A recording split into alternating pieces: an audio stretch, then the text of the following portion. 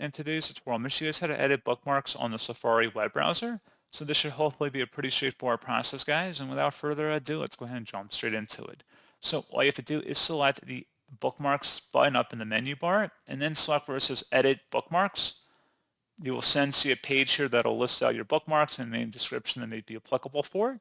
You can just go ahead and right click on it and then select edit address. And if you went ahead and selected that, you go ahead and change where the bookmark directs to.